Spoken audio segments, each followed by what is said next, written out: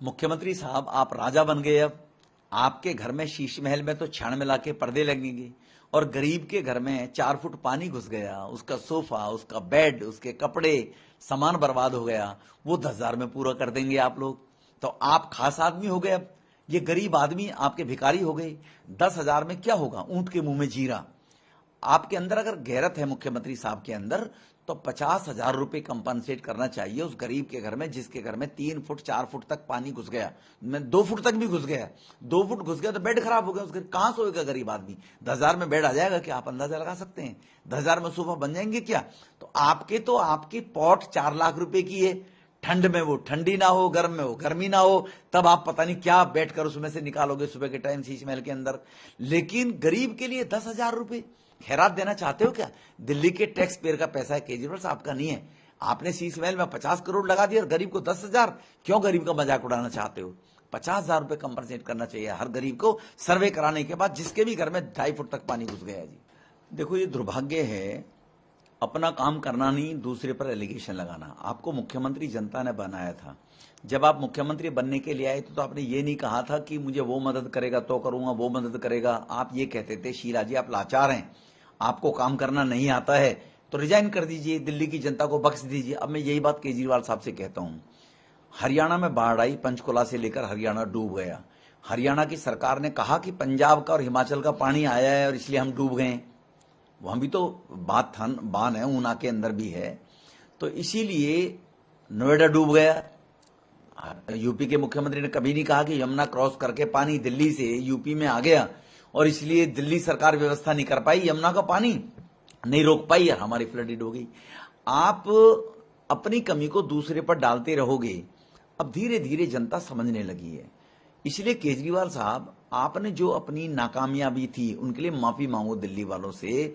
आपने pre monsoon तैयारी के लिए कितनी मॉक ड्रिल कराई, कितनी आपने मीटिंग की, क्या एक्सपर्ट्स के साथ में, नेताओं के साथ में। आप तो खंबे पर लटक गए और 1 साल में मुख्यमंत्री बन गए। ये कर दूंगा, वो कर दूंगा, ये कर दूंगा, ऐसे वायदे करने के बाद एक्सपीरियंस आपको है नहीं। पढ़े लिखे आप बनते हो, संस्कारित नहीं है।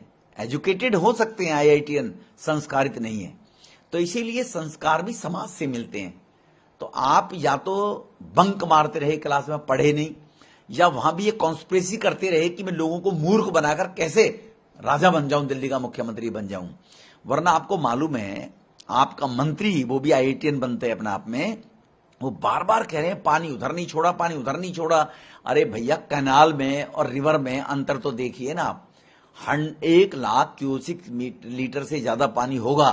वो 5,000 की कैपेसिटी, 5,000 क्यूसिक मीटर की कैपेसिटी कैनाल में कैसे पानी जाएगा?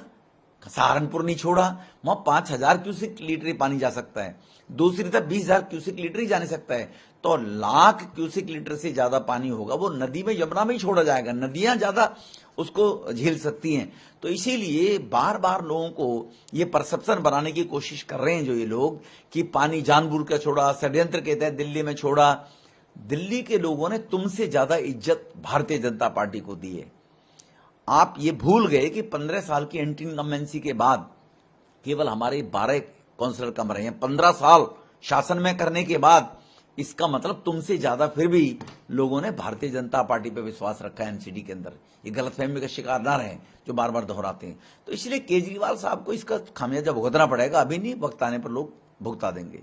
एक और उनके मंत्री है सौरभ, अभी जो हुआ है इसका श्रेय भी एसडी को जाना चाहिए। आप ये बताइए, आपने कौन सा अच्छा काम किया है?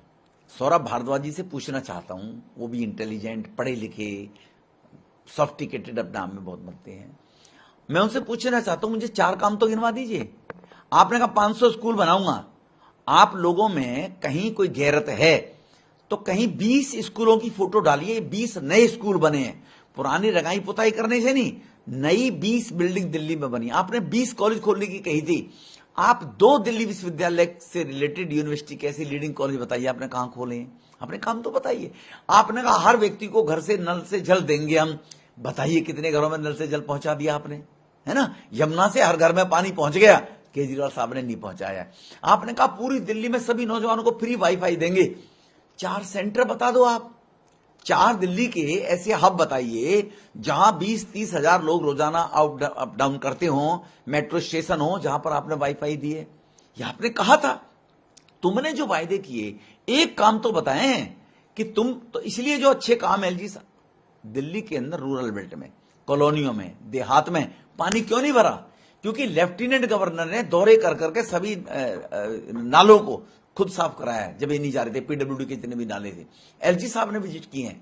पानी यमुना ने ही बैग क्यों मारा नाले के अंदर? ये काम एलजी साहब का नहीं था बनाने का। ये प्रोजेक्ट मामला, बजट मामला, ये सब तुम्हारे पास था। एक दिल्ली का ऑर्डिनेंस आया था, उससे ये तो जब पार्लियामेंट चलेगी तब पता लगेगा, मिलेगा नहीं मिलेगा। ये कांग्रेस को सोचना पड़ेगा कि जो कांग्रेस वास्तव में चोर थी कि अब किसको चोर केजरीवाल के साथ मिल गई, अब वो उनकी बिरादरी का हो गया है क्योंकि इसने शराब घोटाले में घोटाला किया है, एजुकेशन में घोटाला किया है, शीश महल बनाने में घोटाला किया है। तो इसीलिए कांग्रेस पहले वो करती थी तो चोर चोर मौसेरे भाई हो सकता है, लेकिन कांग्रेस का जो नीचे कार्यकर्ता काम कर रहा है स्टेट लेवल पर, दिल्ली के लेवल पर, पंजाब के लेवल पर, जब उनसे पूछोगे तो खून के आंसू रोएंगे बेचारे लोग कि हमें तो बर्बादी चोर केजरीवाल ने किया था। दुनिया को चोर बताने वाला, खुद चोरी के मामले में 2 मंत्री जेल में और खुद जाने वाला है 2-4 महीने के अंदर। तो इसलिए उनके अंतरात्मा के आधार पर कांग्रेस के राज्यसभा सांसद क्या डिसीजन लेंगे ये वक्त बताएगा। एक आखिरी सवाल करने जाइए, इससे पहले पटना में हुई थी, उसमें अरविंद केजरीवाल अब जाएंगे। उनको लगा नीतीश बाबू नेता बन जाएंगे, इसलिए बेंगलोर में उन्होंने सोचा है बेंगलोर में करें, हमारी सरकार है तो बेंगलोर में करेंगे तो राहुल गांधी ही नेता रहेंगे। पहले तय कर लें कि बारात का दूल्हे कौन होगा। ये एक बार सारे के सारे इकट्ठे होकर एक बार दूल्हे का नाम तो बता दे, वहां पर केजरीवाल दूल्हे का नाम बता दे, नीतीश जी दूल्हे का नाम बता दे, लालू जी बता दें, अखिलेश जी बता दें, ममता जी बता दें, ये सब इकट्ठे होंगे सारे के सारे, ये दूल्हे का नाम बताएं।